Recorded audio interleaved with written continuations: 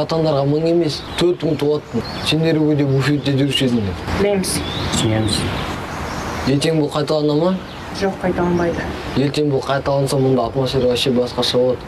Мысалы қазір қоғамда сондай нәрселер кездесіп жатса, мектеп іргелерінде, колледждарда болуы мүмкін. Анас радиаллаху анху айтып жатыр.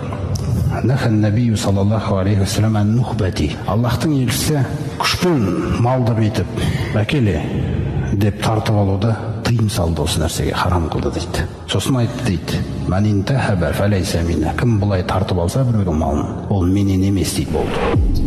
Сағлаба ибн Хакам деген кісі айтады, біз Аллах елшісімен бірге бір соғыс жорықтарының бірінде едік. Ішімізде әлі де дінді енді түсініп жатқан адамдар бар. Сонымен қатты қарнымыз ашып, тамақсыз қалған бір күніміз болды дейді. Сөйтіп келе жатқан кезде бір отар қойды көрдік дейді. Ол біздің жаңағы дұшпанның малы еді дейді. Содан бізді жаңағы мағына жеңіп, дұшпандыққа барып ала салмаймыз ба дедік дейді. Сөйтіп барып жаңағы мал тартып әкелдік дейді қойды. Қазандарды қойып астына отты жағып, етті қайнатып жатқан кезіміз еді. Пайғамбарымыз саллаллаху алейхи бір адамдар барып осындай істеп қойып отыр адамдар деп үкімін сұрауға барғанда пайғамбарымыз саллаллаху келді дейді. Садақпен күллі қазанды төңкерді ғой дейді. Әрбір қазанның қасына келіп жерге түскен етті топыраққа орнатады. Сосын айтады екен да: инна нухбата лайсат би ахалла минал майтати. Өлексенің харамдығы қандай болса, мына малдың, мына еттің харамдығы одан кем емес дейді. Өлексе жеумен бірдей деп жатыр ғой мынау болды. Одан кейін жаңағы әл-майта уәддам ва лахма хинзир, доңыздың еті дегендей нәрселер кете береді.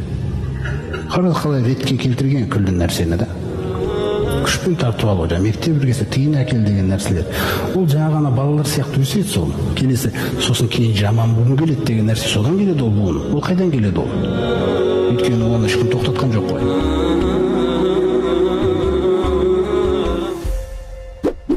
Ақпарат ұнаса арнамызға жазыл.